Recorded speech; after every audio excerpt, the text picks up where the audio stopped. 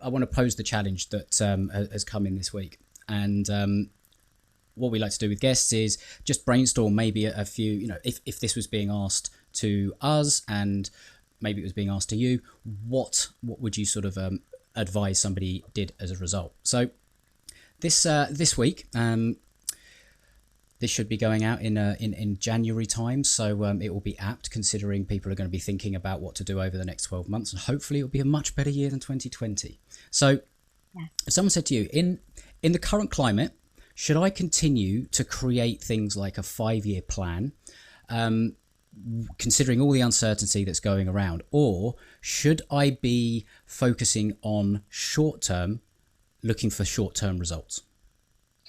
Good God, no, not a 5-year plan. I would say not even a 1-year plan. I think 1-year annual plans are completely outdated. Those are going to be obsolete before you ever get to executing it.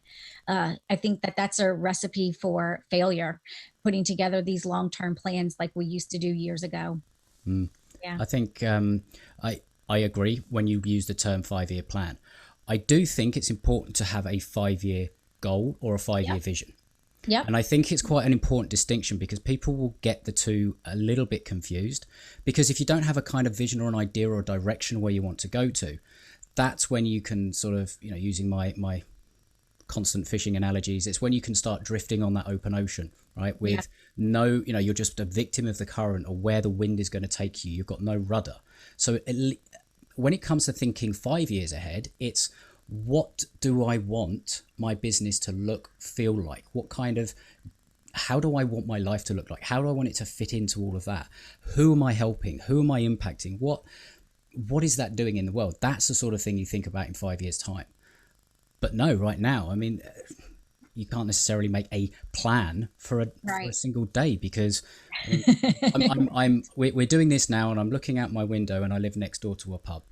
They were open again for 2.5 weeks. They've invested in outdoor spacing and all that kind of stuff. And today they've had to shut because we've just gone into a tier 3 lockdown. Now, they couldn't plan for that, but they planned for the short term.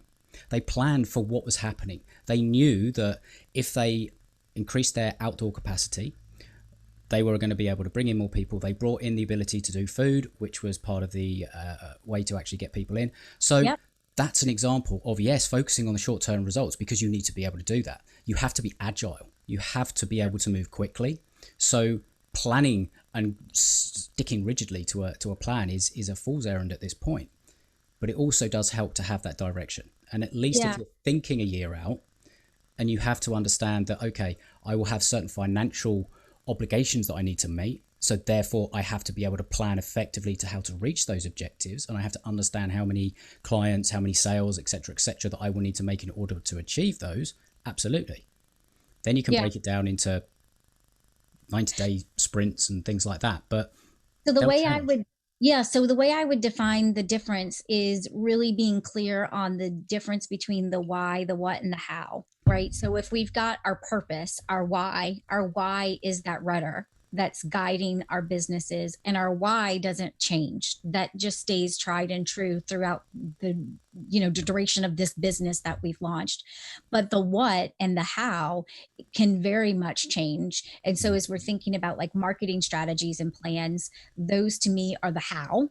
And how we do something this week, like you just described with the pub example, is very different than how we might do it in 30 days. I encourage folks to do short cycle planning, kind of like what you're describing, around 90 days. So the other thing is kind of like, I think that we have to be careful when we start saying that people think that they're just going to every day throw something in the wall and see what sticks, right? And kind of like, what you're saying is, what's the balance of that? Like, you absolutely need a plan. And for those of us that are innovators and visionaries, we can get caught up in that shiny new opportunity syndrome, right? We've all been guilty of that. We live in the future. That's the thing. You're able to project yourself there. But you've forgotten you don't have a teleportation machine and you've actually got to make the journey. Yeah. And it's frustrating for teams that are trying to operationalize our why and our vision to be pulled in multiple directions. So they're like, plan? Yes, let's have a plan, please, and let's kind of stick to it.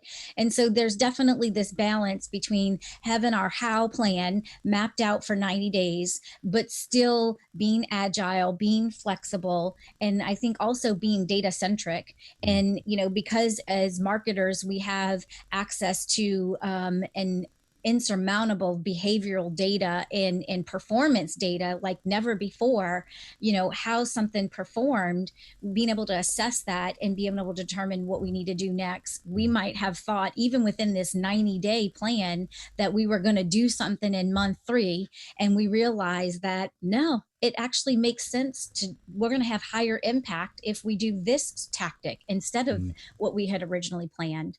Yeah, I agree. I think a few things that sort of I get from that is the importance of being agile, the ability to create a culture within a business that allows you to pivot. And I know that's something that you have a very good methodology around, helping people to actually, when the situations happen where it's like market situations change like dramatically. I mean, this pandemics is a great example. Yeah. How you actually go through the process of assessing the situation, working out, well, what's the worst case scenario if I do nothing?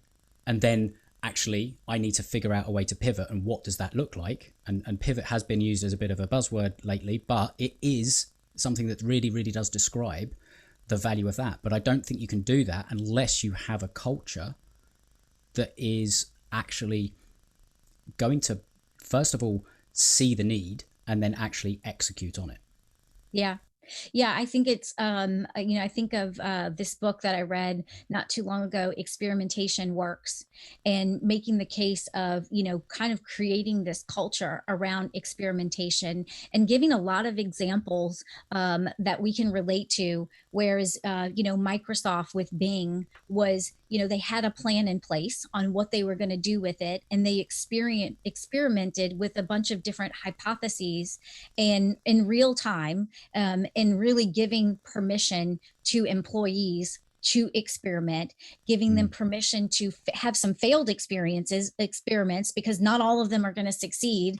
And realizing that for Microsoft, within a minor tweak, they were actually to generate another $1 billion worth of revenue. So, Wow. I mean, these can be some very valuable experiments.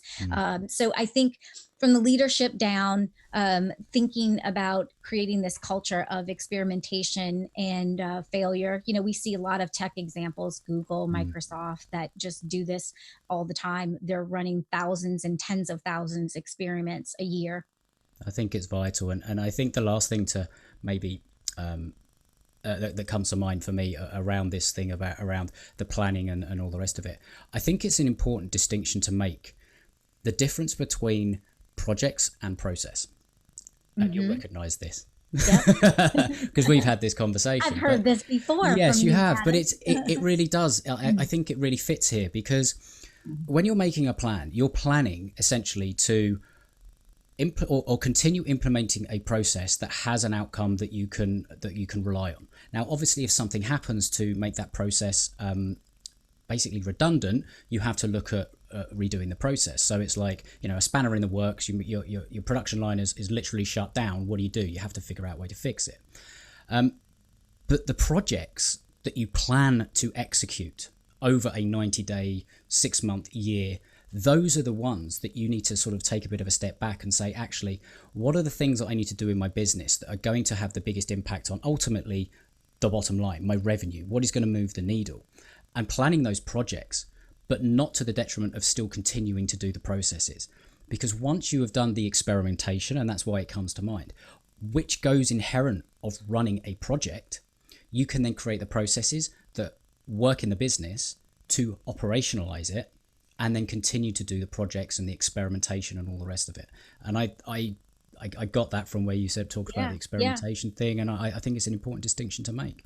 Yeah, I couldn't agree with you more. I think, when we go back to like just agile, there's still a process for agile, right? So, our teams are planning the work every week, and planning the sprint. And so there's a process that gives a little bit of organization and structure. So although the work might change from week to week based upon how we're going to, have the greatest impact, that the planning of that work, and how we're managing resources is very structured and systematized. Otherwise, you won't have a scalable business, and we'll have a lot of frustrated team members. Yeah, because they don't know where they're going. Right. They don't know what they've got to do next. And that's Yeah. one of the most frustrating things that can happen. And I think it's why it's one of the most valuable things that you can give to an employee, a team member, a client, anything like that. And that is a clear path, a clear roadmap Yeah. that guides somebody where they want to get to. And I think that if there's one thing that any business or any service provider or anyone like that can really sort of take, I think, out of this, it's what is your process for actually helping somebody achieve a result? Because that's what you should be thinking about in your planning process. And how can we make it better? And what projects do we need to complete in order to help and improve that? So, yeah, that went in different direction to what I thought it might go, but it's I think it's valuable, especially around this the particular time in year, and depending on when you're listening to it, maybe 2047. I don't know. That's the beauty of these things; they stick around for a while. So,